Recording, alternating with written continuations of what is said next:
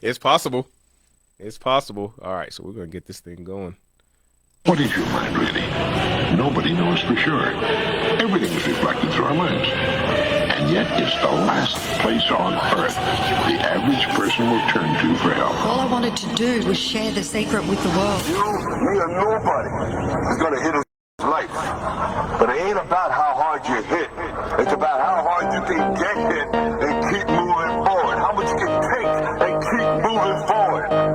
That's what winning is done. Nothing new can come into your life unless you're grateful for what you already have. One of the great errors that almost everyone makes, they're attempting to change something outside of themselves without changing what's going on inside. It's because they learn to think. That is a fact, believe it or not. And that, my friend, is The strangest secret in the world.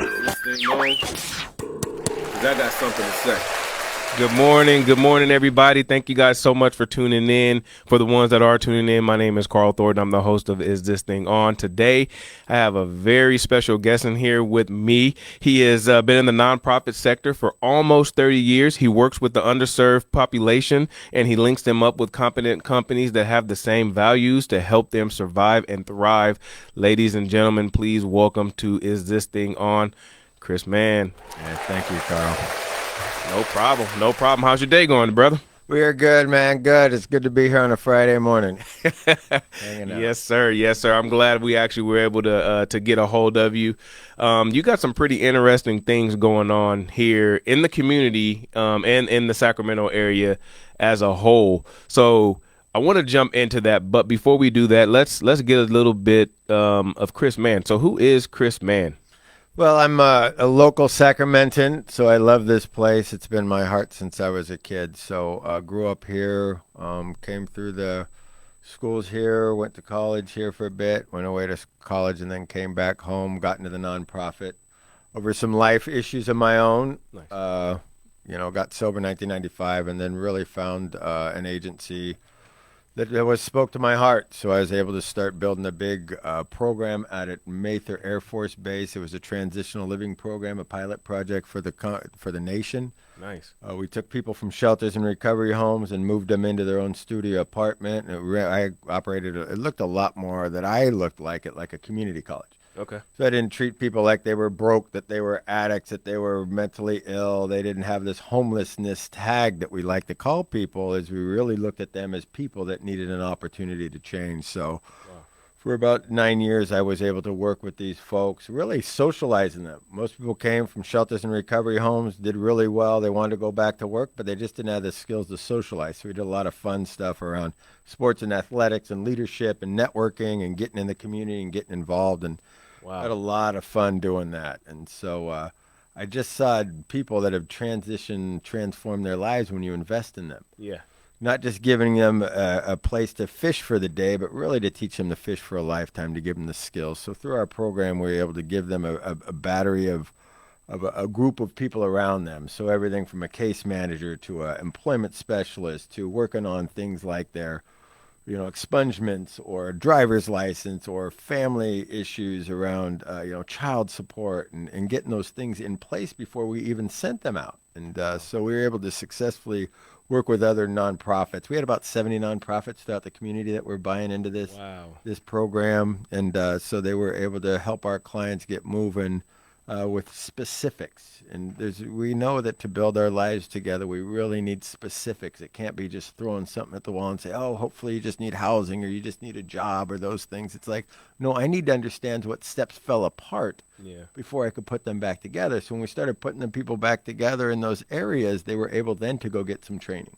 Yeah. So they could specify on exactly what they wanted to do, and they could start getting into training or what they wanted to do. Or if I had a trade or something I had lost, I was able to connect them, or they were able to get the training and just the skills they needed to do to get back into the workforce. But the other piece we did is we taught a lot of soft skills, professionalism, customer service, getting the resume prepared, mock interviews, bringing other companies out to say, hey, would you be willing to do some mock interviews? And then we really started focusing on, job fairs and getting people hired and doing those things. So Wow. Let's give you a round of applause for that. 'Cause that seems like a very extensive program that was there, especially if it was, you said it was a nationwide thing? it was a pilot project. It was supposed to be nationwide. We're the first program to do that. So actually in 2000, we started in 1997, and in 2000, we were up for the HUD housing program best practices. Okay. So for the work we were doing, we had worked, other 5 agencies also worked on site there. So we really were able to go to Washington, D.C., got an award for it, the work we were wow. doing. But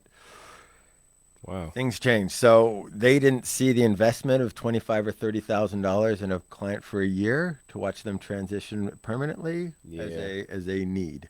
They thought it was too expensive. Yeah. And that's really what we see today. Wow. So let me ask you this. So being and working in that population, I'm big on mindset. And I know a lot of the clientele that you were dealing with, there had to be like a mindset change, right? How was it changing the minds of people that may have been stuck or sitting in a certain, state of mind for a certain period of time? How hard was it to actually change to make people realize that there's help? Because that's the thing, right? When, there's people that can be helped, but, the mindset is maybe they don't want help. So have you witnessed some of that? And then how'd you actually overcome some of that stuff? Yeah, really. So these people came from shelters and recovery homes. So literally they had to be referred. At the beginning, these social workers referred them. So we really had to get to the social workers and say, no, this is the standard they have to be at. Now, they called it creaming. They called it whatever they called it. You're taking the best clients. Well, Gotcha. If you want to be successful, you have to do some things. I can't go and say I want to go to Duke University and have a 2.2 GPA. Yeah. And get into that Yeah, school. for It's sure. the same thing. I can't go to the military 150 pounds overweight and say, hey, go to PT, right? Yeah, I can't go to boot camp that way. I have to prepare those things. So these people that came to our program are really the ones we invested in because they already had done some things. Gotcha. So they got referred from a social worker. So they already had their mindset that they wanted to change their lives. Gotcha. From being homelessness. It's a traumatic episode. Yes. So they said, I'm done. Yeah. And that's a big one. And for addiction, that's so hard now. We want to do harm reduction and things like that. It's like, no, I have to be abstinent. Yeah. Because for me, when I pick up drugs and alcohol, I operate differently than you. Yeah. It's like someone who breaks out of when they eat strawberries. Yeah. I can't decide if I'm going to eat strawberries or not. And if I break out this time, it happens. Yeah, for So sure. we know that when our people came to us, they just needed to understand. So we had a dining hall, and that was really what I called the heartbeat of our community. And I said, hey, I'll just show up at the dining hall because they don't know who I am. Yeah. And I just sat in the corner. They had a corner where they walked through, and I just introduced myself. Nice. And I just started building trust. And I started finding out who the people were that made the decisions on campus. Okay. See, the people in the community. Gotcha. And I started showing up and figuring out who they were and learn their names and just building that basic, intimate thing that they had lost for all those years because you don't get homeless overnight. Yeah. First, you break down trust, usually within your family in those areas, but then the trust is broke down with themselves. Yeah. So the mindset we started bringing is just show up. That's Yeah. the number one rule. Wow. For anybody, just show up and then just see what happens. And so that's why I say started putting social, non-judgmental, non-defensive. Let's go play a sport. Let's go learn something new. Let's go for a walk. Let's do some things. And those things that we do automatically, they had to learn to do again. Yeah. See, because I couldn't go, let's go to work because they're like, no way. Let's go, work on my credit. That was a big one. It's like nobody wanted to know their credit score. Yep. It's still Probably today. scared of it, yeah. And You're it's probably like scared of it. today they're like, what? If you tell them, look, you only have $12,000 in credit damage. Guess what? We'll call the credit repair. Guess what? Those things go away. IRS, those things with child support, when I don't take care of it, everybody will work with you. Yeah. Everybody around the country. You know what they want to do? These agencies, they want to close their books. Yes. Yes. Everybody wants to close their books. So when you get them to do the little things, like let's go apply for a driver's license. Oh, I got that done. I haven't had one since I was 22. I'm 44 now. The small victories, man. We're not going to work on your expungement today. We're not going to go. Let's go open a bank account because you now get some aid coming in. Let's see how we're going to manage those things. And just the little things we saw, those little victories, we saw them. And then we can go to the next step. Let's maybe look at their child support. Let's maybe look at, let's go look at that drunk driving class you got to take care of. Let's go look at those things, those expungements. Let's meet with your probation officer, parole officer, weekly, and you've already done that stuff. And let's build up, then talk about the good stuff you're doing so he's not the enemy either. Yeah. See, all these people that we looked at the enemy, right? Yeah. The probation, parole officer, DMV, all those places, they want to get you through their system also and get you off their books, but Yeah. they got to make sure you have to meet the standards that they set. For sure. So when they come to us, they're just this person with all these other things. Yeah. So a lot of baggage with them. Yeah, so we take one item at a time, and then after we do that, we get them to the soft skills training program for employment. Mm-hmm. And we find out, because my idea for you is a bad idea. See, we want to tell people what they can do. Here's your career path. No, I don't know what you want to do. Yeah. I don't know what your passion in your heart is. So I focus really on people's passions. Yeah. What is your heart and desire, right? Yeah. Let's look at those things. And if you can't find that, I said, let's really look at who you like, what you like to do as a kid. Yeah. What are those things? What Yeah. are the things that drive you that nobody invested in? Yeah. Because we were always worried about reading, writing, arithmetic, and those things. And Yeah. guess what? In our schools today, we've taken all those shop classes and the art class and all those things away from a lot of these kids. Yeah. So the ones who aren't academic, guess what? Those are the guys that we get in our programs. Yeah, for sure. So let me ask you this. So I've actually had a little bit of experience working with that population. So I used to be a medical transportation driver. And the crazy thing is that I would say about 85% of the people that I had in the backseat of my car taking them to their doctor's appointments, they were homeless at some point. Mm-hmm. The crazy thing about that was most of them were homeless for a 5 to 15 year period. And when I speak with them about it, because I couldn't tell that, I didn't know that this was the population that I was dealing with to begin with. But when they started to open up to me and started to talk to me, I started to realize, like, wow, this it's not just a problem now. It's been a problem for a while, And some of these people relied on like transitional housing. There was a lady that I used to pick up quite frequently. She was homeless for 15 years. Mm-hmm. Her husband, the one that she is married to now, actually found her on the street and brought her in, cleaned her up, and she told me that she used to struggle with just having someone there for her. Mm-hmm. She resisted it a lot. Even certain things, like if you just think about the habits that you build within 15 years of living on the streets, and then all of a sudden somebody brings you into their home, the struggles will get acclimated back into what people call regular life. You know what I mean? Those are some struggles, and there's a lot of resistance with that. And there's also people that I've driven around to that were actually homeless. I picked a guy up in the bushes one time. You know what I mean? He gave an address, and I'm just driving around, and he pops out the bushes. He sees me. He runs, and I take him to his doctor's appointment. And there's a different mindset with a lot of them. Some of them want help. Some of them go get the help, and others just maybe they don't even realize the help's there. So how do you guys actually reach out to people besides like the screening process? Is there any kind of a process that you guys do to reach out to that population on your own aside from that screening process? Yeah, just the touches is the most important thing. But most people today have been burned many times even by our system, right? So they say you got to get this person, you got to call this number. They go connect with that person, but then they get dropped, right? Yeah. So it's the touches. It's the constant consistency you have to have with people in order for them to even begin that trust. Mm-hmm. The reason that you probably had trust is you kept picking that person up and you were committed to that. Yep. And so what we see with our clients, I was thinking of one of my favorite clients, he had severe mental illness, schizophrenia, and we got him, he was an older gentleman, and he would climb in the dumpsters. He lived in our program. He had an apartment, and he was in the dumpster every day because he had a dining hall to eat food. Yeah. And then he would sleep in a sleeping bag on the floor instead of the bed. Yeah. And then he'd disappear. Wow. And it's funny, we got him stabilized. He was able to move out, get his own place. I saw him in the streets a few years ago. He said, I pull up. He just jumps right in. I hadn't seen him in 15 years. I said, August, what are you doing? He says, I'm going. I need to ride over here. I said, okay, get in. We'll just go. I said, what have you been doing? He says, well, I just got off the river for 3 days. He Wow. said, I still live here. I've been here for 15 years, same apartments. Wow. He said, but that's where I find my peace. Yeah. He finds peace there. He says, I love waking up to the ducks. Yeah. I love waking up to the, so we take that away from people all the time. We think we need to tell them what to do. Mm-hmm. That's why I find in those touches is like, what do you need right now, right? Yeah. Let's meet them where they're at. So I have a homeless outreach. I go do beanies, gloves, and socks. Okay. I always have socks in my car, pull over, see what you need, because I can't give you everything today, and I really can't give you much information to get places because it's not a consistent system. Yeah. There's no system in place for our homeless anymore. Yeah.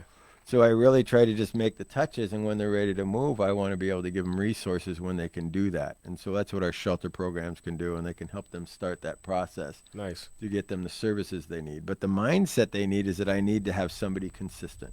Yeah. Because their life has been broken over and over and over because someone has been inconsistent. For sure. And that's the big problem. Okay, so let me ask you this. So it seems like recently the influx of it seems like homelessness has just exploded with like in the last 4 to 5 years or so, just because of inflation with rent and all that stuff.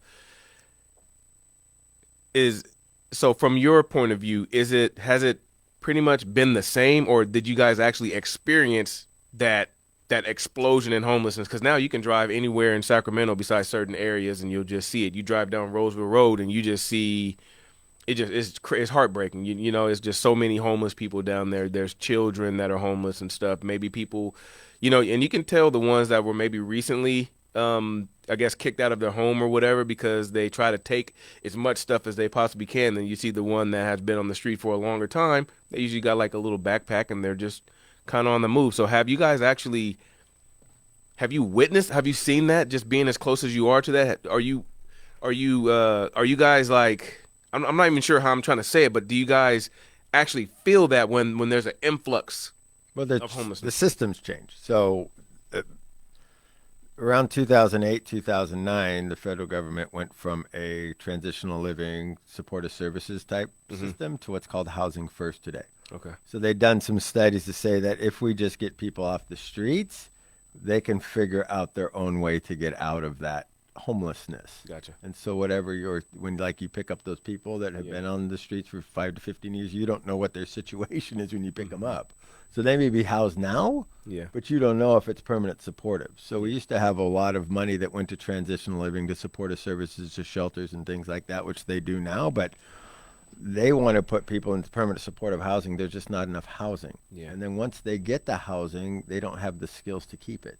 Yeah. So you can't tell a landlord, hey, you have to keep these people, because what happens is they can't manage it through mental health, drug and alcohol addiction, bringing people in, other tenants in, the trash in their rooms, those kind of things. It's that they don't have the skills to do it. So there's no intermediate steps.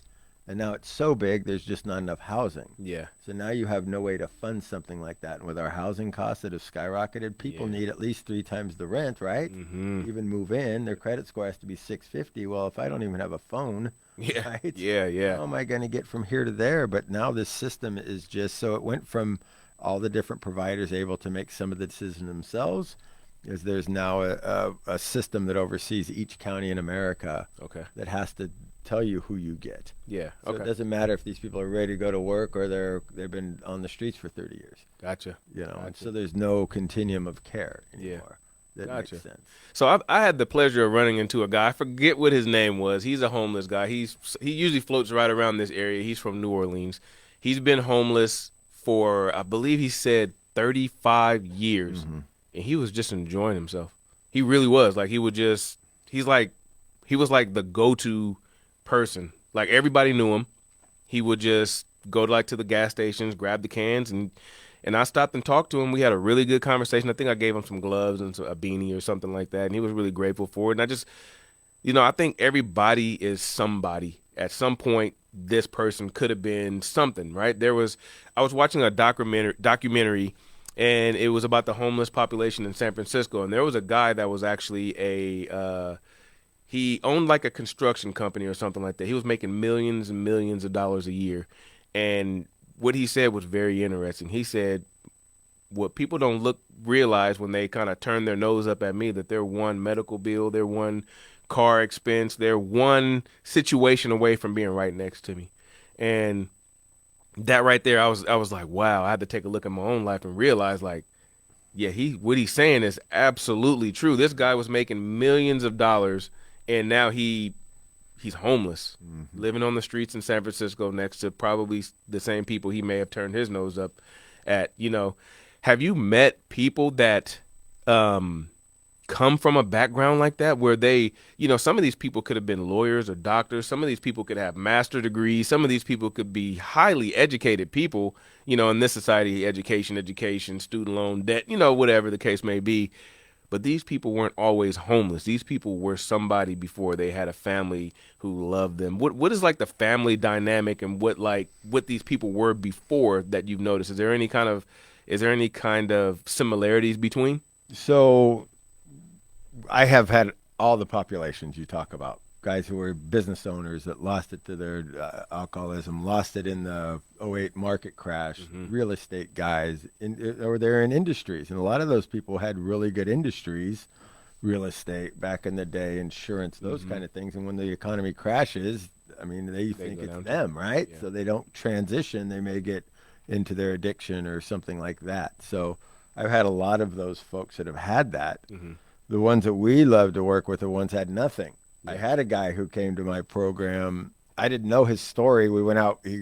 I got him a job in our agency, actually, after he completed our program. So he actually had shared a story one night that he had been on the streets for 35 years. Wow. And so he got him a job. He got a job, went to another agency.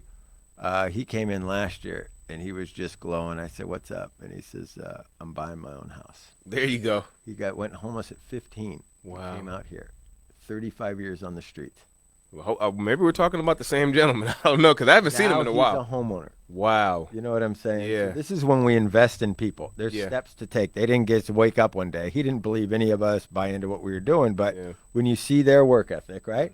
So what do we buy into, right? Why do we hire people? We hire people because we like them and we see there's work ethic. And when I can vouch for that somebody, and that's what our system does really well, is that we're able to change people's lives that way. Nice. See? Nice. And that's our big issue now for what we do now when we see the transition, because everybody's impacted. Yeah. Doesn't matter where you come from, like you talk about. These are the people with income already that have a medical bill that can hold on for a bit. But what about the single mom who's trying just to make it today? Yep. Who gets in a car wreck? Who has to be to work? Yeah. Yeah. Everything's gone. And then that domino effect happens. You get in a car wreck, and then you can't get to work, and then you lose your job, and then where do you go from there? Or the seniors right now that have been married and they decide to leave, or somebody divorces, or whatever's too traumatic. Yeah. And all they have is SSI. Yeah. So now what? Which we isn't have enough. This huge population. Yeah. So, yeah, it's about getting people to understand the steps. I believe that back in the day, we believed 70% of people that were homeless could get into transitional living and be successful if we take the next steps. We believe it's about reverse now. About 70% of the people who really are severely mentally ill that may not be able to take care of their housing, and it's because of the transition of our system. Yeah. The system of care. So let me ask you this. Since you start to mention the mental health component, there's certain drugs that go around that people get a hold of. And the funny thing is, I guess for the most part, for 85% of my life so far, I haven't known anybody that was actually homeless. And today, I know a few people that are actually homeless, and it's really changed. But the common factor in the ones that I know has been drugs. There's been some sort of addiction that just kind of goes haywire, and before they knew it, they just lost it all. And if they ever do wake up from it, when they can just sit down and be like, wow, what happened? But it happens fast. Yep. It goes from, I'll give you an example of a person that I know. He worked pretty much all his life, had nice cars, nice things, pretty much was semi-stable. Something happened, traumatic experience, right? He turns to drugs, and then all of a sudden, you can just see the downfall. He just all the way to now he's just sleeping on the street. Yep. And it's not that he doesn't want help, but he doesn't want help. I think he may find freedom in what he's doing. You know what I mean? He doesn't have no responsibility, right? He just kind of wakes up and just does whatever he does, and he doesn't have to answer to anyone. You know what I mean? Yeah. But another thing is he goes to jail every month. You know what I'm saying? So then, he's supposed to be doing certain things, and he doesn't do that. So it's this cycle now that he's in. Instead of being a member of society, now he's kind of hanging with a different group of people when this is their cycle. They go to jail, they come out, they get, they may be a little bit clean from jail, but then as soon as they get home, the first thing they do is get right back on into that cycle, mingling with the people. So, and I think there's a mental illness that's actually developing from some of these things that they've been taking, because I can barely even have a conversation with them now, you know? So how do you guys work with that population? Well, I mean, it's back in the day. We used to just treat one thing at a time, like drug and alcohol addiction, and then the mental illness. Now it's what's called co-occurring disorders, right? Okay. So now I got to treat them together. Okay. We don't know if it's the chicken or the egg anymore, right? Because Yeah. meth, fentanyl, those drugs, Yeah. cocaine, they all have the stimulants actually have a psychoactive effect, right? So paranoia is a big one. Oh, yeah. It looks a lot more like schizophrenia when they're on the drug, especially long extended periods of time. So getting them abstinent is the first place to start. You know, there are beds. The big thing what's going on now is that every hospital takes these addicts on that come in. They're having a psychotic break, but they can't detox them because there's no drug to detox somebody off of methamphetamine. Yeah. So they have this bed that's an emergency bed that they have to fill. They fill with the addict instead of someone who really needs the care. Mm-hmm. And so there's no way to treat that unless they get sober. Gotcha. And so that's the big point, is there's not enough treatment facilities here around town to get them sober, to keep them clean and sober. Well, if I'm going back into the streets, I have to survive. Yep. Well, how do I do that? Well, I have to stay up. Yep. I can't go to sleep. Yeah. So I have to do those things, and then it becomes the normal way of life, you know. And so we have gotten away from the treatment facilities and through mental health facilities and to get these people the proper care they need. Yeah. So now you have a worker that goes out there to say, hey, do you want help? And they can't give them too much help because there's nowhere to send them. Yeah. See, and that's the big deal. So it's a really tough population, and they send everybody to the same place. Yeah. So the guy who's just got an addiction, he's decided to quit, he's off drugs or alcohol for a month or two, now has to be put in the same place as the guy who's continually using, He'll just right? be always around it. Mentally ill. So it's really tough to get out of that cycle. So surrender is easier, knowing your surroundings, the comfort, to know that how to get through the day, because it's hard to get out of homelessness. Yeah. But it's even harder to stay homeless. You know what I mean? People don't understand that. Yeah. It's incredibly difficult to stay homeless. Yeah, especially when there's, there's resources and things like that that are out there. You know, the funny thing is, well, not funny.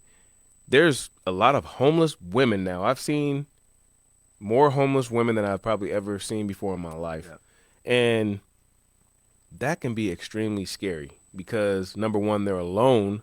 Number two, there's just, this is something that is predominantly like a male thing. You know, you mainly see just homeless males.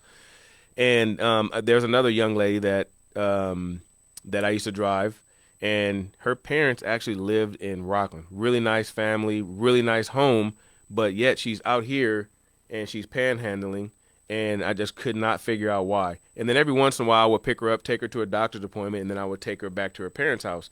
And I just could not figure out why she's actually out here panhandling or something like that. But then it dawned on me, like, maybe it could be some drugs or something, or maybe just a lifestyle that she wants, maybe her parents don't agree with.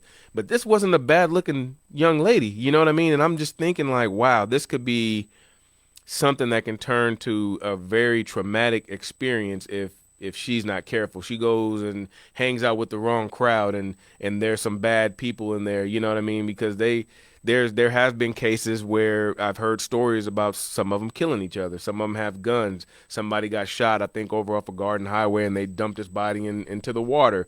There's women that get raped. You know, there's things like that.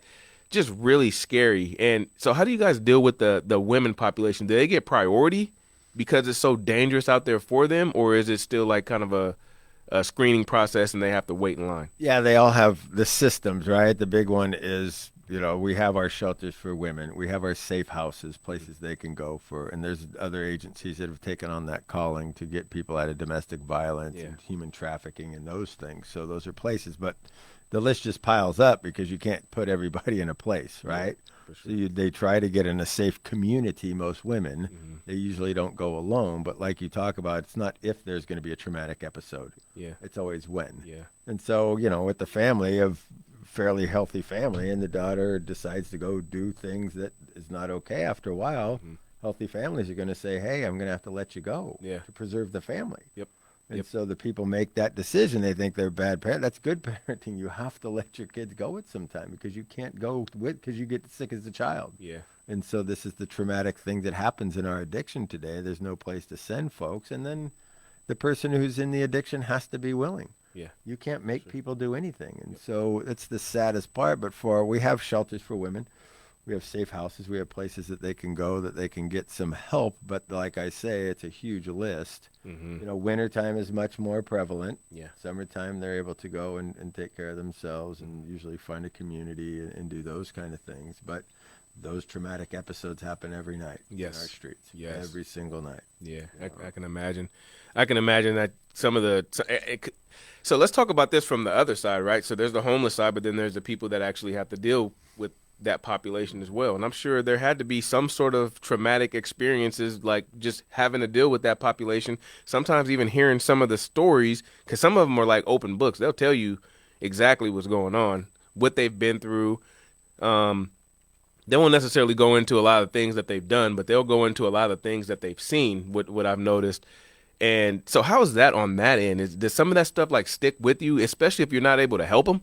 I think everybody goes through a transition. It's a really tough industry. People don't understand. They think, oh, you just help these people out. No, you carry whatever they have too. So you're continuing having to take care of yourself, especially if you're in recovery. Yeah. It's paramount that you continue to stay in your recovery. You can't just decide if you're going to take on that stuff or not. It automatically happens. So they call it transference or counter-transference. I see things in me that I want that can help them with, and then the relationship becomes different. Yeah. Because I want to be the rescuer, I want to be the savior, you know, and so it's becoming unhealthy. So you really have to have first healthy boundaries. First, you have to understand your stuff. Yeah. And if you don't, then you're going to be caught up automatically because we're helpers by nature, right? Especially us who've had any kind of traumatic background or been in addiction or anything else. It's like, I made the way out, so I know how to get out. So let me show you or let me buy in, but I can't buy in and not be emotional. So I have to really set really healthy boundaries and understand that whatever that person's going through is their stuff. Yeah. I can only I call myself a resource broker, and it's my job to find you the resources to go get you the help. Gotcha. But I can't take on those things, so I really have to set boundaries and then set goals for them. Yeah. That they have to take those things on. If they don't do those things, then I can't really help you. It's like all of us, right? Yeah, for sure. The mindset you talk about is I'm here to support you, but I got to support you. I tell people I'll go around the world to watch you succeed, but I can't go across the street to watch you fail anymore because it's too painful, right? So I have to understand my boundaries and what my limitations are. And if I'm not willing to look at my stuff, then I get as sick as they do, if not sicker. And so most people that go into the field, unless they're continuing on their recovery, don't do very well working with these folks. Yeah. You know, my wife being a therapist, when she was just getting it going, she really had a tough time with that. She would bring it home with her. And she had to find ways to kind of, what do they call that? I forgot what the terminology is for it, but you know, she had to like detox or decompress, which she says a lot. And I didn't understand that at first until she explained it to me. And it's like, you know, some of the population that she had to deal with, you know, some of them were kids, you know what I mean? Or sometimes there's a patient that does harm themselves, right? She's had a patient that actually killed themselves. And, you know, you don't think about it from that standpoint, right? We always look at the patient, but sometimes that person that's treating the patient has a pretty rough time. Even like police officers, for instance, right? We have, they say there's a problem with police officers killing black males or whatever the case may be, or police officers doing whatever. But the fact of the matter is not all police officers are bad, but we also have to take a look at what they have to deal with, because I had to take a sheriff one time. He was an old Sacramento sheriff, and he was open book, man. He told me some things that I'd never thought about. He had to walk into a house one time where a gentleman killed his whole family, kids included. There's like a 2-year-old, a 3-year-old, you know, and took his whole family out and then killed himself. Who do people think have to go in there? Who are the first ones to go in there to see that? Like, these people aren't robots. You know what I mean? So some of the things that they have to see, bad car accidents, when really bad things happen to people, these people are the first responders and they see that. So it's really, thank you so much for the insight on that, because people don't really, I guess, pay attention to what goes on the other side. Like, it's a hard job if you're not like strong-minded, if you don't have that mindset, and if you don't kind of separate yourself from that. So let's talk about like what you guys have going on today. Okay. Do you have any do you guys have any events going on right now? Do you guys have special programs or anything that's going on that people can just hop on board or do some research on? So we have our nonprofit has a volunteer list, but to actively work mostly within our programs, it's usually staff. So we really work on, building our programs through our staff to make sure that people are insulated. And really that's what we focus on mostly. So most of our events are, the donor event, breakfast, those kind of things. But mostly for our agency, we work on programs throughout our community and our county. Okay. But for our program, what we do is we've taken on a grant with the people on CalWorks families to help them get back in the workforce. Nice. And that's really what our main focus is we've been able to work with the talented group of folks that come through the system that just need an opportunity. And I don't know about you, but if you're looking for a job, it's incredibly difficult if I've been out of the workforce for a while. For sure. And we're just in a huge transition, especially out of the pandemic. People are still struggling with that. Yeah. So we find a lot of people that are very talented that don't have the ability to go on even Craigslist or Indeed or anything else and put the application in and compete with other people. Yeah. So for our program, what we do is we step in like a staffing agency. We have a county contract that allows us to go work with these businesses in the community, usually small companies that are looking to hire folks. Nice. So we step in and we figure out what they're looking for. So we really try to understand what their culture is. So from our agency, our culture is really about outreaching and uplifting all people, bringing an active service to God, but really to make sure people get heard. Yeah. And when I don't get hurt in employment, like we were talking about earlier, the biggest social project we could have is get people working. Yeah. Yeah. Yeah. And that's a big deal. And because what happens when I get working, I have value. Yep. I have purpose. I'm a useful, purposeful life. I might meet anybody ever that's getting aid that says I have a useful, purposeful life. Yeah. So what we do is we really work with these clients. When we work with them, we intently work with them to figure out exactly what else they need to get working. So they may need transportation and childcare, and they may need some kind of, other help with their traumatic episodes and things like that before we get them working. But once they're ready to go to work, we already have this big group of folks. We have over 220 companies under contract right now that we work with these businesses, figuring out what they work with. But I'm not working with the managers and the supervisors. I'm working with the owner generally because it's a small company. Yeah. And so majority of our folks are single moms that come through our program that just need an opportunity to go to work. Nice. And so what we do is we connect them with the company, and the company likes them, they hire them, and then we reimburse 100% of wages for 6 months. Wow. So it's accounting, and we do retention. Nice. We do a retention for a year. So it's not like we talk about. I need to know that once I get you, I believe getting a job is the start line, not the finish. Yeah, it's for not, sure. It's how do I keep you working? Well, there's going to be things that happen. It's amazing what happens to people. You talk about that one traumatic episode or that one thing that happens. We have people get in a car wreck on their first day to work. Well, if they do that out in the real world, that company's going to be like, oh, thanks for coming. Yep. And what we have is we have a really bad culture right now of employment. Most people think they have an option to go to work or not. Yeah. They say there's over 10 million people that have dropped out of the workforce. Yeah. And people can't find positions to fill. And Yeah. so they're competing. And what I tell my clients, you're competing against you. Yep. We will help you get there. So all of our clients have all the skills. They have office admin. They have customer service. They can type 35 to 55 words a minute. They all have Microsoft Office Suite. So Wow.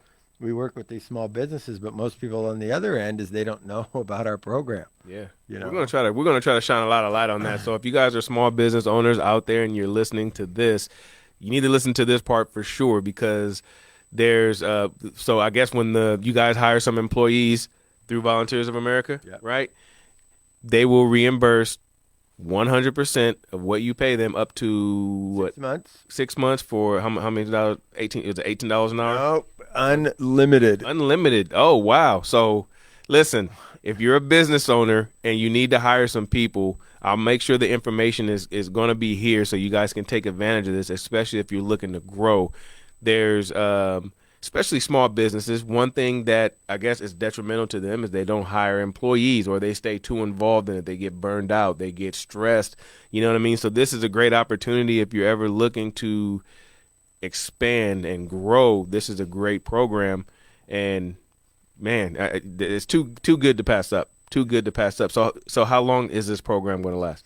Well, we've just been doing it for 8 years. We've hired our 500th person. We got working this last month. Nice. And so we've subsidized over $4 million, but really we just got a 3-year extended contract. Wow. So it's the ability to just work with people to understand we're not going anywhere, that we have employers we've had for the last 7 years. We have one employer who's hired 42 people Wow. through their company. All their team is a leadership.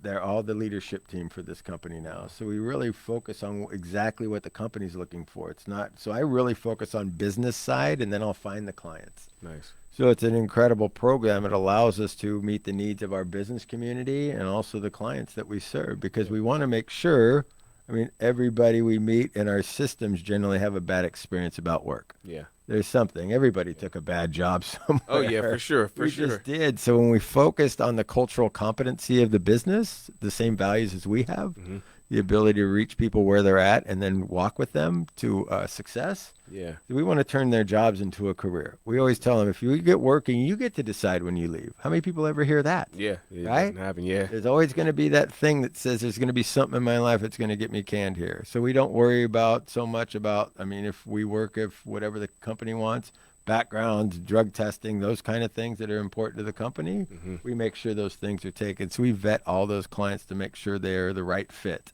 Wow. So that's amazing. Geographic location, it's important. You don't want someone who lives in South Sac to be traveling to, Rockland. Yeah. You want to make sure it's all geographically located. All our kids, all our families have kids, so they get childcare for a year. They get medical for a year. So wow. Are you guys listening? I hope you guys are really listening to this. Transportation checks. So we really want to make sure, but it makes sense. If you're like, that's so expensive to do, but I'm asking you, what do you think it costs to keep them on aid? Yeah. See?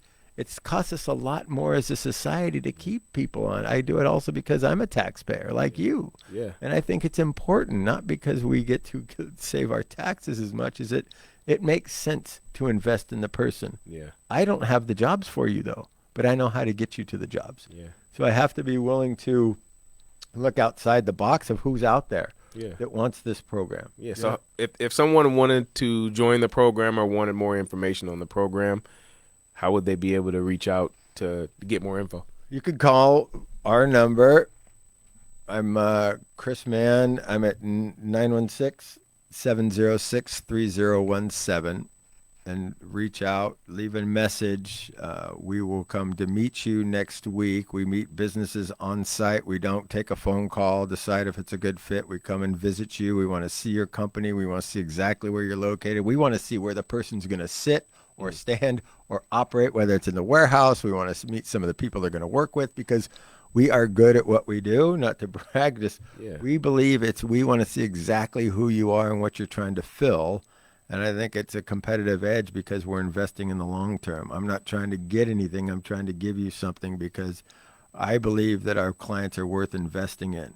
And when we do those things for our community changes. Like I say, I'm a Sacramentan. Yeah. 93% of people on the streets are Sacramentans. Yep.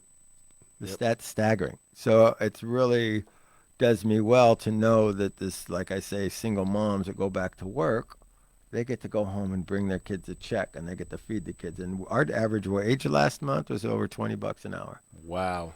So really trying to fit them where they get in to a place that they feel comfortable and confident. They're around a team that believes in what we do. So the relationships we already have with these companies allow us to walk in with these clients to say, yeah, we're investing in this company again because we have the client that's going to be a good fit for you. Yeah. There's also a trust factor there too, right? They know that whenever you come in the building, you have someone, you're going to have a quality candidate.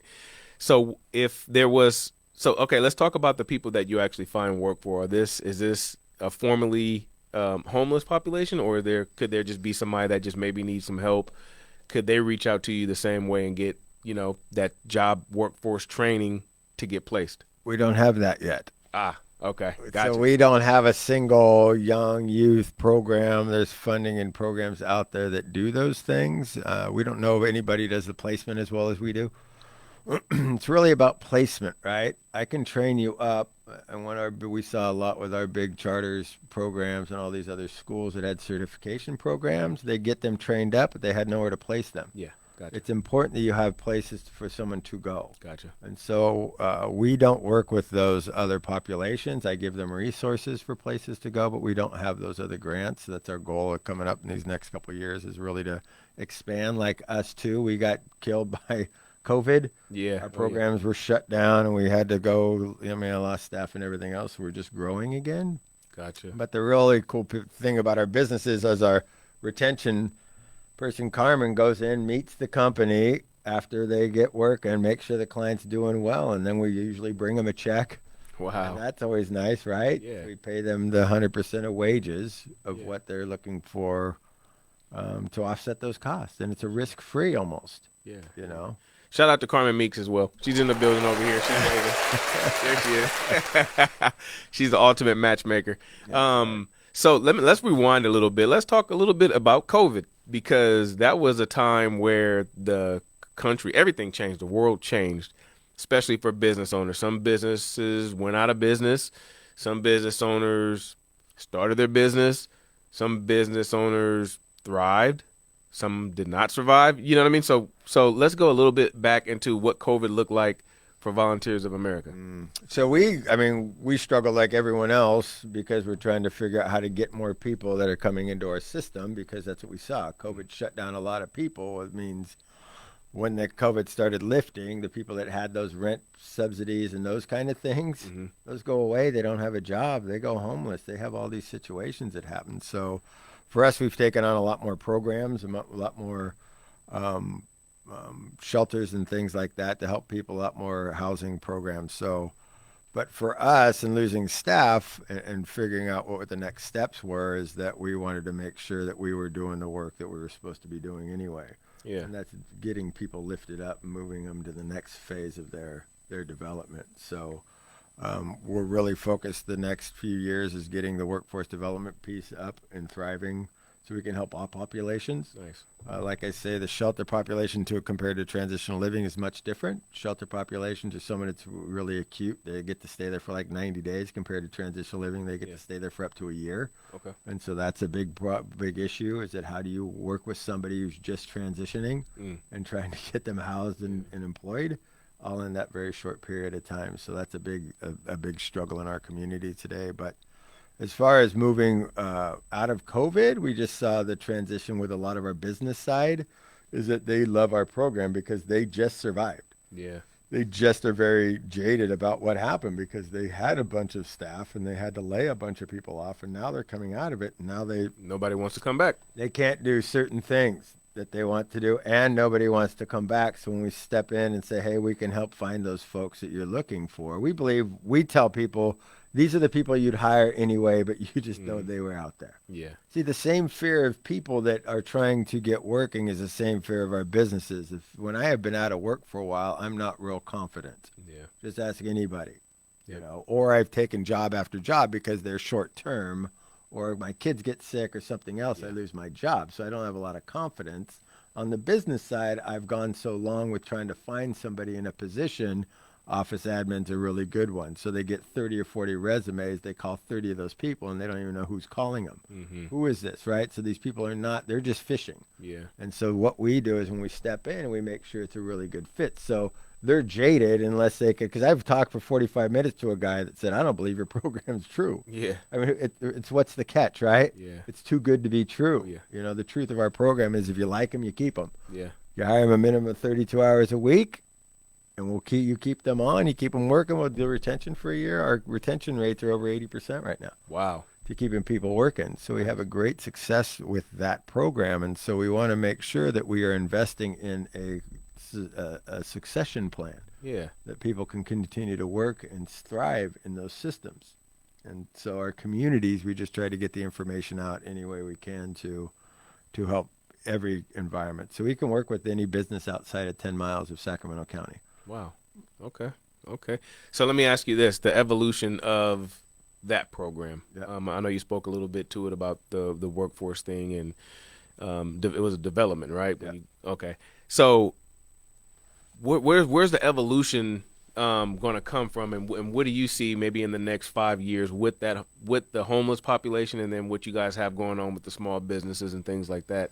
Where's the evolution in that? Is there going to be a next step? Or are you guys going to kind of continue doing what you're doing, or what does that look like in about 5 years? Yeah, so I originally was able to do this with our transitional living program, working with other agencies and bringing them on board, and we do things like hiring events, not job fairs. Yeah. Literally, we had our first one downtown at the library down there. We had invited all our providers. They had over 200 people. Wow. What we did with these people, we invited the companies, but with every client we served, we did pre-employment classes before that. We also got their resumes, and we submitted the resumes to these businesses. Oh, wow. So when these businesses showed up, they'd say, or unless they let us know, we want to interview these people, they would then come to the event, say, oh, I got your resume. Wow. And so they would bring two people, a recruiter and an interviewer. Wow. So we did interviews that day. Our first event, we hired 81 people. Wow. Wow. That's nice. People didn't have to keep fishing when other people, and so we made it mandatory that if you're going to bring people on site, if you're going to be here, you can't be just another false hope, because just think what the job market is like and the job fairs. Have you ever been to a job fair looking for a job? Yeah.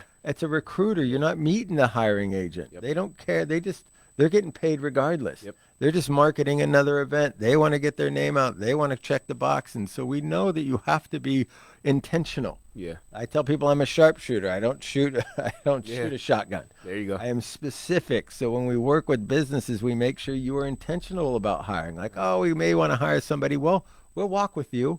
And if you're ready to hire in 30 days, or I'll walk you through the market right now. Yeah. I'll walk you through what our program does. I'll walk you to where you want to go, because I've been doing this a long time. So I did that for the first 3 years, and I operated like a staffing agency, and then I did the veteran program.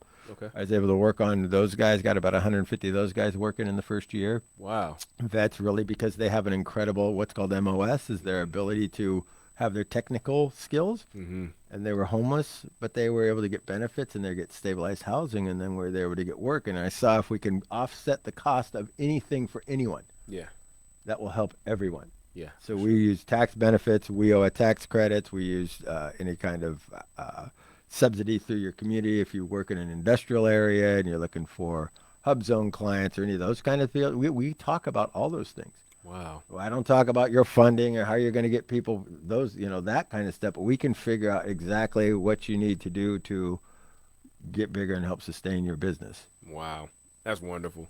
I'm so glad there's programs out there like that, because if I ever needed help in some way, shape, or form, I know a place to go. I hope you guys are really paying attention to this, and I'll make sure I'll pin the information. I don't know if I want to put your number on there. Maybe there's a website that we can put on there so people can get the information on both sides. I think that's a phenomenal program. So we're up to almost about an hour. How you feeling? I'm good. You feeling good? Yeah. How you doing? I'm doing good. I'm going to take a little break real quick. I'm going to run like a little promo video here. We'll take a break, and if you don't mind, let's do like another 10 minutes. Perfect. Okay. Let me do that real quick.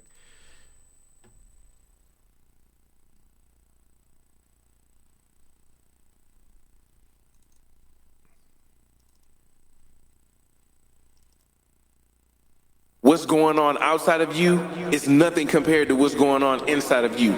You have something inside of you so great and so powerful, there really is no limit to what you're capable of, and there is no limit to the things you can accomplish.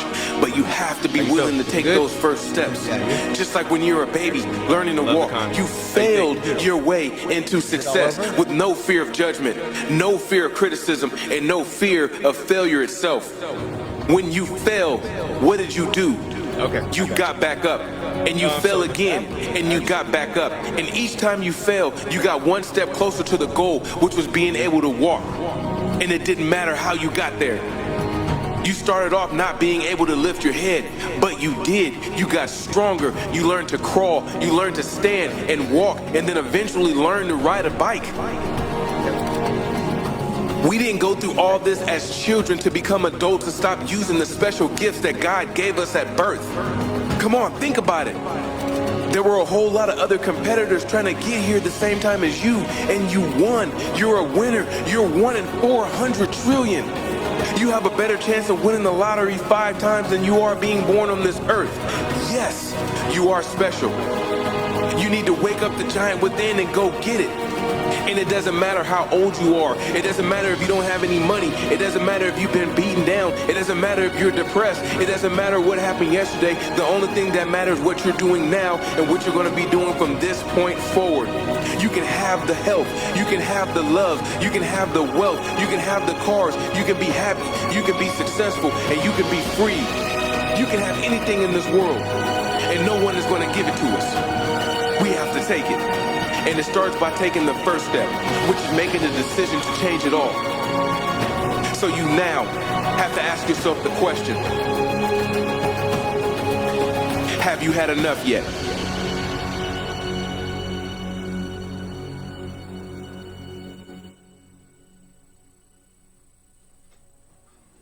Yeah, do we have time for me to use the bathroom? We got to go. Okay. So, yeah, you know we're a faith-based organization? Yeah. You do? Mm-hmm. Okay. I don't know if you want to talk about that. Yeah, let's do that. We can go next. Yeah. All right. Just follow her somewhere out there? Yep, so the female bathroom, they usually do some weird stuff. She'll be popping out of the male's bathroom here in a second. You can just go right in after. All right. To the left here? To the right.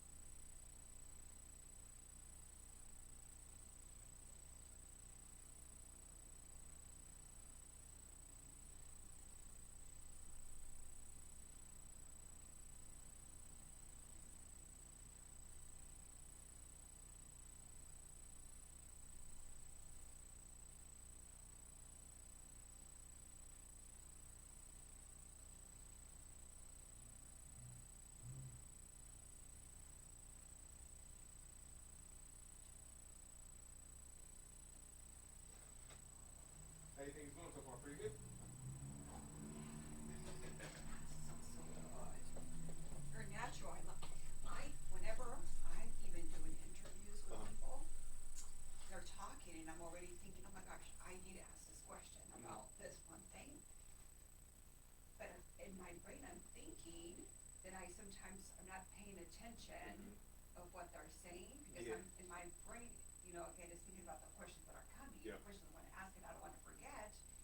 And you're doing this so well, like you're not losing your concentration. That's always been, because I've been interviewing for a long time, unless I actually have, and even when I have questions to ask, it can go in so many different directions. And again, I have a hard time really being present in the moment. And you haven't lost that ability. Thank you. Here, even if you are, it doesn't look like you are. Yeah. So what I do, it definitely took a little bit of work. So what I do is I kind of formulate a question, and then I keep listening. Like I know the question that I have. Sometimes I lose the question anyway, and then I let them keep talking, and then I'll go off of the back end, and then the question comes back up, and then I can ask the question like towards the end. So it always comes back up. Yeah, you're present, you're here, and that's the thing that I've often found. Like I tend to don't forget, and I'm not really, okay, I remember the question. So you're amazing. You're doing such a great job. Thank you. Chris, on the other hand, I don't know. Suspect. Always suspect. No, beautiful. Nice. Thank you. I appreciate that. Right. All right. We are back. We are back live. Is This Thing On, episode number 4 with Chris Mann. We've been having some really good conversations here. I'm really enjoying myself, especially getting the insight on everything that you guys have to offer as a company. You guys are a faith-based organization, right? Yes, we are. Let's talk a little bit about that. I am a man of faith, and I love to be around people that have that faith. Amen. You know what I mean? So let's talk a little bit about that. Explain how that actually works with what you're doing. How does faith actually play a huge part in that as well? Amen. So yeah, VOA's been around since 1896. I've been in Sacramento since 1911. So yeah, we have been invested in the people in our community from Front Street, downtown Sacramento back in the day, to 42 programs from Reno, Nevada to Santa Cruz. Nice. So we do, like I said, everything from homeless veterans, homeless individuals, singles, families, treatment programs, and then seniors. Nice. So we cover most everybody Okay. in our population. So yeah, faith. I came with an idea of faith when I first got into the field, but my faith in today is in Christ. That was a long transition, but he revealed himself to me in what we do here, and it's been a foundation from our founders to what we do here. It's been a core of our belief system in our agency that everybody is worth investing in. Yeah. That nobody is put on this planet by accident. Everybody has a cause and a purpose, and a lot of them just lost their way. Yeah. And so it's so important that we know that they're God's kids, not ours. Yeah. There you go. And so whatever you look like, wherever you come from, you came from somewhere. Yep. Whether it was like I talk about, I came from here. Yeah. Sacramento's my place, and it's the heartbeat of what I do. And so I invest in our community because I'm a Sacramentan, but I also invest in people because they're God's kids, and it's so important that we understand that everybody just is like you talk about, a check away. Yeah. What would happen if my brother, my mom, my kids were on the street? What would I want people to treat them like? Yeah. You know what I mean? So we value them at a very high level of who we treat. We have a high customer service, we believe. Nice. That we treat people where they're at. We don't get beyond them. We try to find out who they are and where they come from, and how we can get them back to those things that are so important to them. Yeah. And I think we get lost in that a lot. Yeah. We have this thing we need to do to check the box to get the numbers up, whatever that is, and that's not what we do. Yeah. We have to invest in the human condition. Gotcha. One interesting thing in the way my mindset changed, and especially since I was driving and I would run across people that were formerly homeless. Some of them were homeless. And I guess before, maybe I was a little bit judgmental, right? I didn't know what these people were going through, who these people were. But now every time I look at someone, I don't care where they are, what they look like or whatever, it's I wonder who that person used to be. Mm-hmm. It's not what they are. I wonder what that person used to be. I wonder what happened in this person's life to get them to where they are now. And are they actively trying to get back to the person that they were before, or maybe even better? And I think a lot of the mindset comes in because maybe people are defeated when everything around you has fallen apart, or maybe you hit your rock bottom. How do you climb up and get yourself back to, maybe where you were, or even more? You know what I mean? Yeah. So one of my favorites. So yeah, one of my guys, he would, so I had a rec room, and he'd always play pool. I'm like, you have a job, right? So he's very invested in his faith, which I wasn't at that time. I was in my recovery, but he was really in his faith, but he's really invested in his recovery. So he hung out for a while, and then he took this job with this landscape company, and all of a sudden becomes a supervisor. Wow. And when he graduated, he said the most profound thing I ever heard. He said, you treated me like the person I was going to become. Come on. Wow. Right? Yeah. What's up with that? That's Yeah. how Christ treats us. Yeah. He treats us like the people we're going to become. Yep. So he said, you treated us like we had ever seen before. And so that's what we found, that when we started treating people like the people they're going to become, Yep. I don't see them where they're at. Yeah. I see them where they're going, There you because go. I've been there. Yeah. Right? Not only in my experience, but I've seen thousands of people come through our program. Our board president was a former client. Wow. He owns his own company now. Him and his brother. I've seen, like I said, guys that have been on the streets 35 years. Now they're homeowners. I took Carmen to our jobs the first company that has 42 people. 3 people came up and said, I bought a house last year, Chris. Wow. These are people on welfare that are now taxpayers in our community. Wow. So we've done the numbers on those things. And one year we got 1,100 people working in 3.5 years in our program. 1,100. Wow. You talk to any staffing agency. We talked to one the other day. They're excited they had 3 people working at one company, right? Yeah. 1,100 people. We figured the numbers of it costs us about $4 million for those people to stay in our program.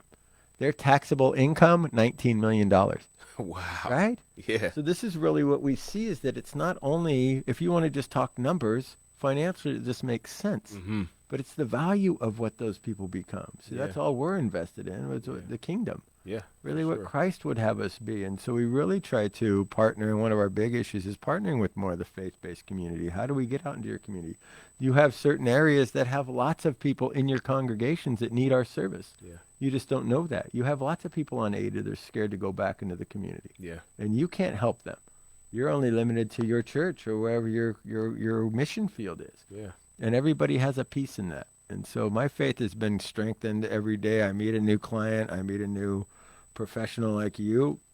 It's doing the work of the kingdom because we all have a part in this. Yeah. See, I don't have to take on the burden. I'm a 5% of the 100%. Yep. I do your part. I get 20 people around me that do the 5% of the 100%. Now I got 2,000% working for it. There you go. And so I really find that I don't have the answer for everybody, but you may. Yeah. So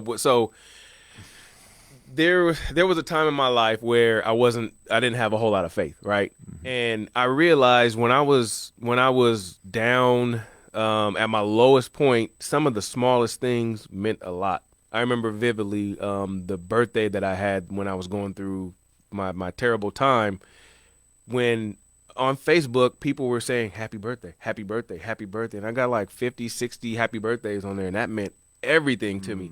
Or when I go to the grocery store or something just like that, and I'm feeling the way I'm feeling, and someone says, hey, how you doing? Or someone opens the door for me, it made me realize, like, no matter what I think a person may be going through, because I tried to hide it as much as I possibly could, and maybe people seen it on me, I have no clue. I did recognize it on other people. What I did tell myself was, no matter what, I'm going to try to treat everybody in the way that I would want to be treated when I was feeling that way then.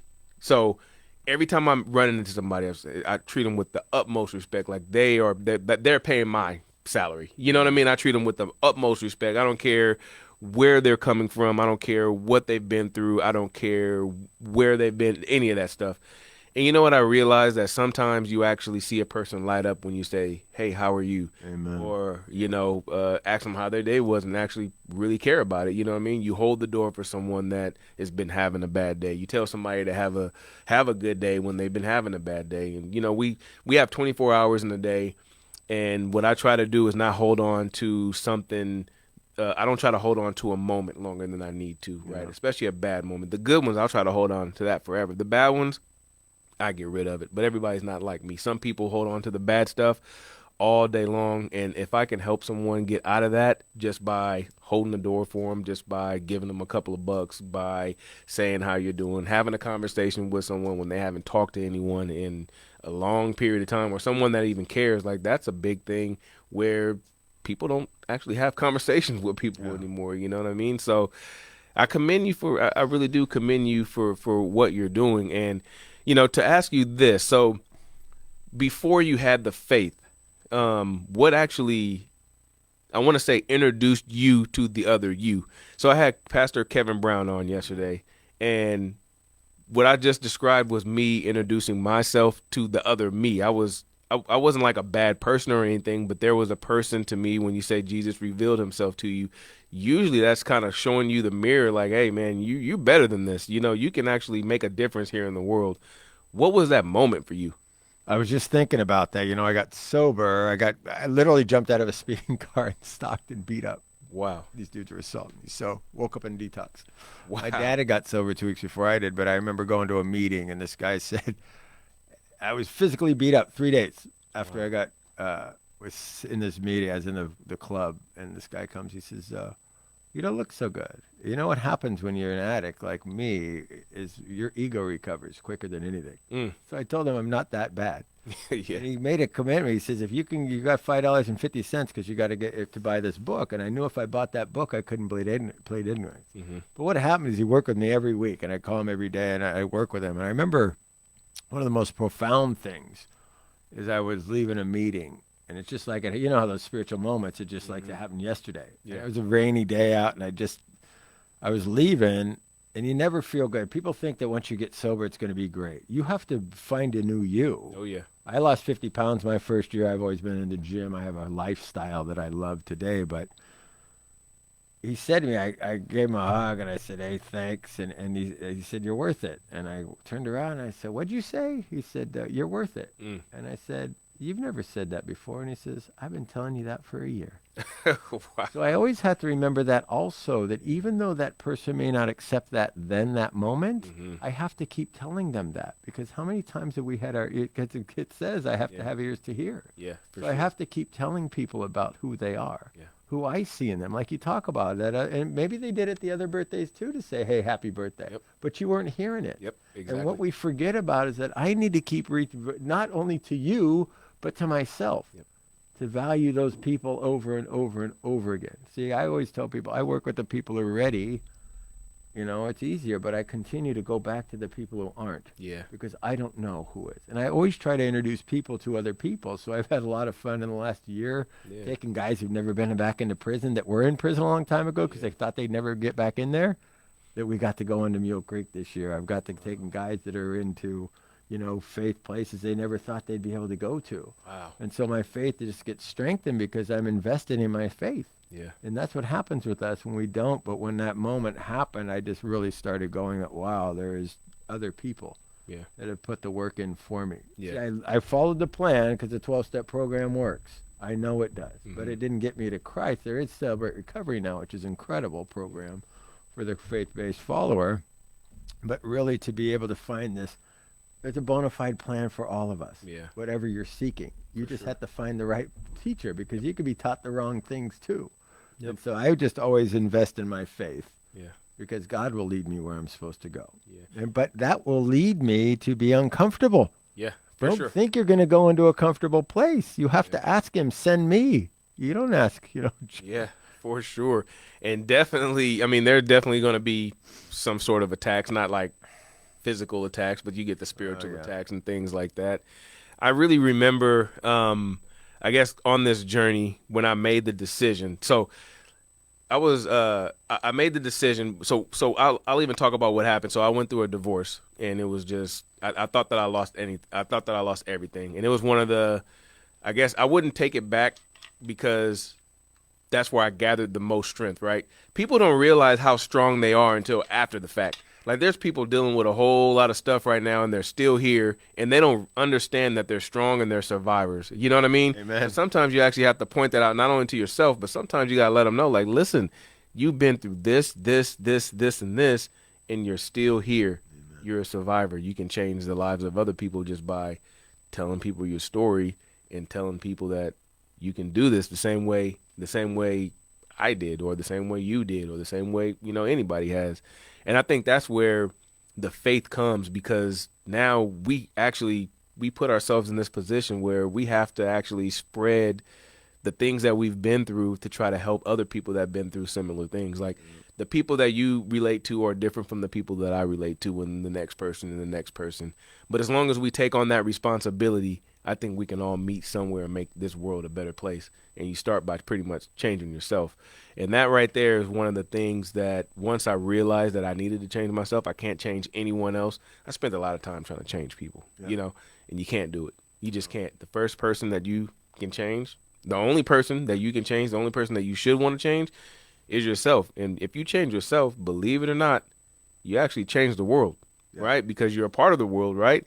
And if you're a problem in the world and you change yourself to good, you've actually changed the world. You throw a rock in the ocean, you don't see the ripples that it causes, but it actually changes that whole shoreline. Amen. You know, so it's like, I heard a guy talking. He said, I just heard him say, he's an investor. He says, you have $100, you can't go invest in a house, and you probably shouldn't invest in the stock market. It's pretty volatile. If you have $100, you should probably invest in books. You Yeah. probably invest in Think and Grow Rich. You should probably That's what I did. invest in Yep. Robert Kiyosaki's, Rich Dad, Poor Dad. Those things that you can read and get knowledge, because that's free. Yes. Knowledge Yes. is free. So I always think about, I find that's an interesting thing. I hang out with mostly survivors. Yeah. Because we've overcome. Yep. And they're excited about their life. See, but if I haven't had a lot of things going on, Mm-hmm. I just go through this path thinking that this is just life. Yeah. But that's not what it is. It's a mission. Yep. We have a journey to take together. And when we get to intersect, then we can solve the problems for the rest of the world. Yeah. It's not going to happen from someone else, but it happens with you first, right? And making exactly that right. decision. So I try to live my life a little desperate every day.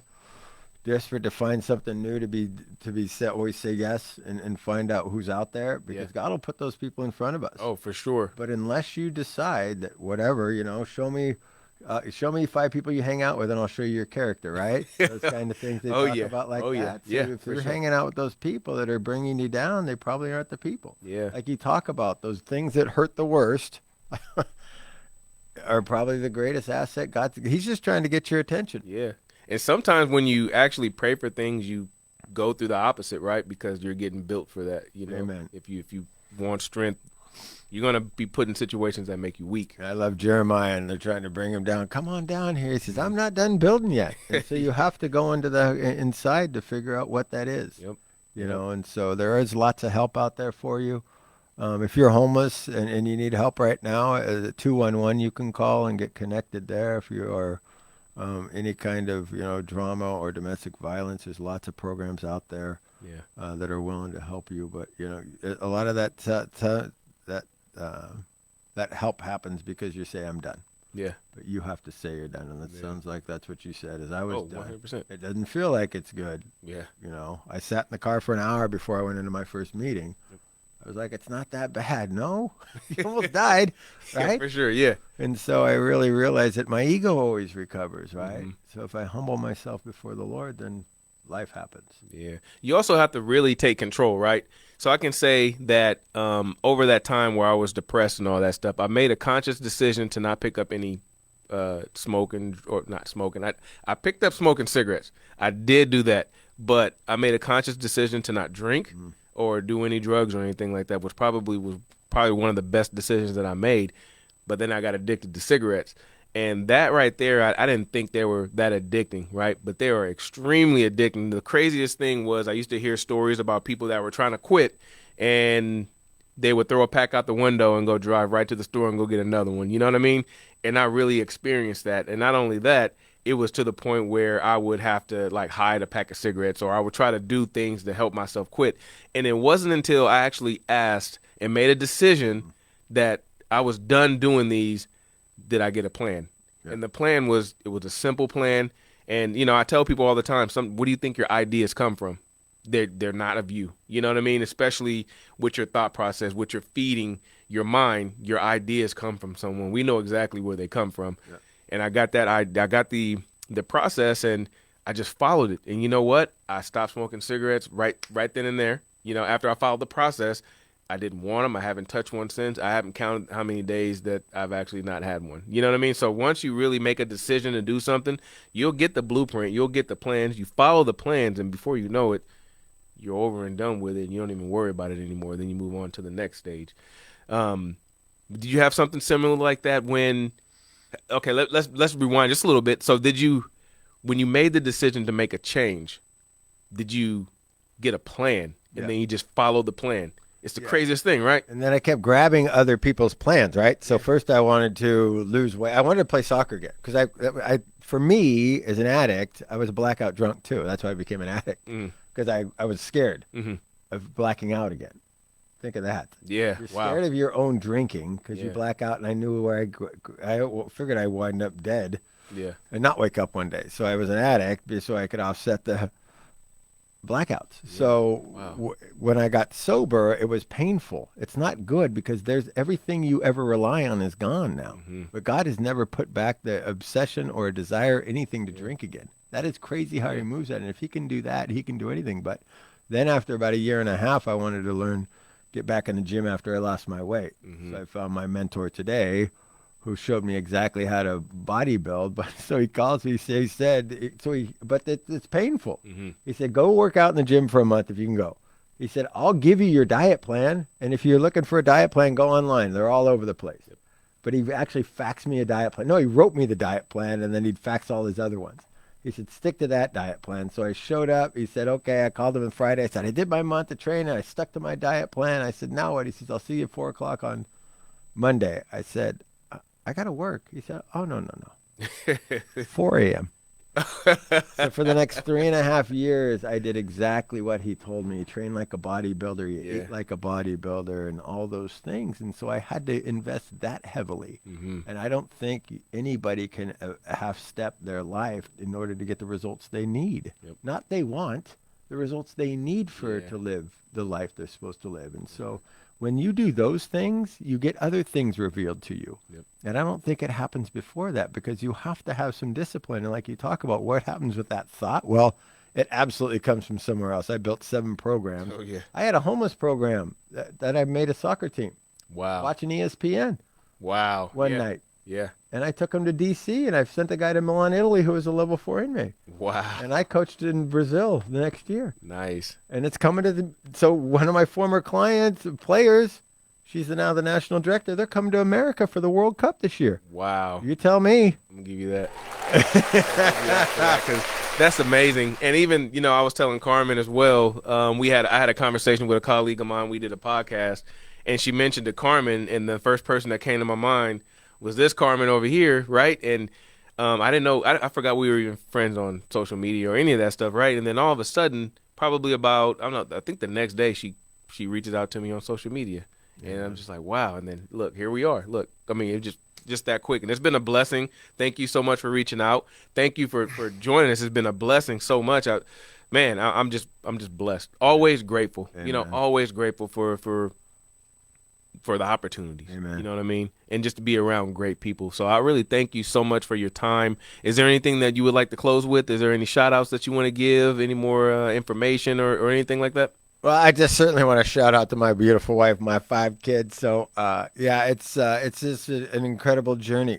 You have to be equally yoked around people that have like-mindedness, and we're unified in Christ. We are all one body. Yeah. Everybody has a different role to play.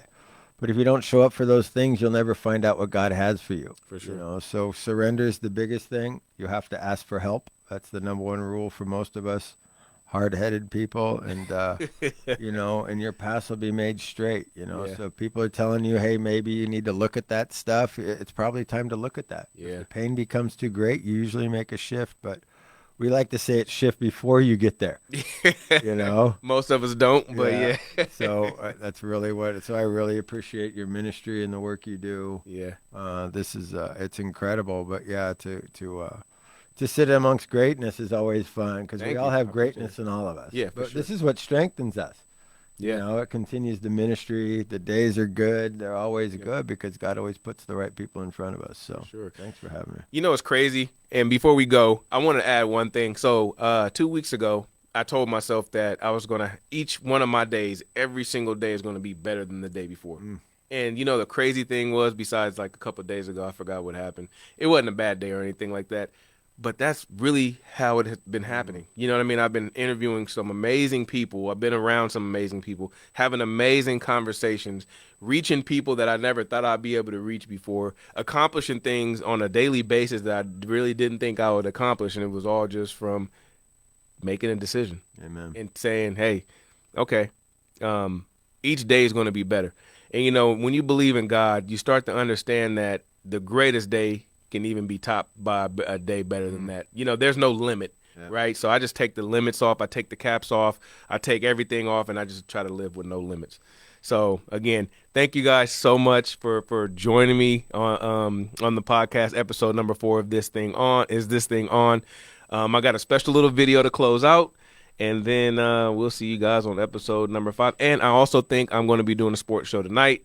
So if anybody's going to be around, join the sports show. But I'm going to close it out with this.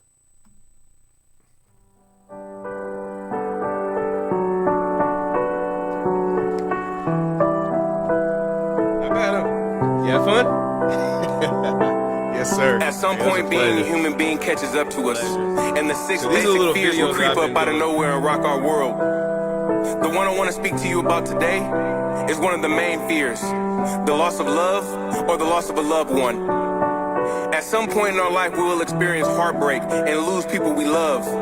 But one thing to understand is that we have a choice to respond however we want. Despite how TV shows us how to act, despite how the music we listen to tell us how to deal with it, and despite how everyone else around us cope, at the end of the day, we have a choice. The ability to make decisions is one of the greatest freedoms we have as human beings, and it separates us from any other species on Earth. When God made us, He wanted us to understand that we're far more capable of what we've been showing every day. Understand that we will be tested in every single way. And understand that no matter how tall the mountain or how deep the hole, we can and we will overcome as long as you make the decision to overcome. And the faith that no matter the opponent, no matter the obstacle, and no matter how long the road, no weapon formed against you shall prosper. There are no coincidences, and everything happens for a reason. It's up to you to find out what that reason is. There is a fine line between tears of joy and tears of pain. And once we realize that we're in control of both, we can use it to better ourselves, and then we can change the world. The choice is yours. I don't know who needs to hear this, but someone does. Let me hold you one last time, one last time. Give me one more chance, one last time, one last time. When you feel like giving up, when you feel you're not strong enough, when you feel like you're down and out, just give it all you got. When you feel like you're losing hope, and you feel like you're losing faith, there's always a brighter day. Get up and give it. Thank you guys so much. I love each and every one of you, and I hope I see you guys on the next episode. Peace. That's your voice, right? Yep. Beautiful. I'm telling you. Yeah, so that's my thing.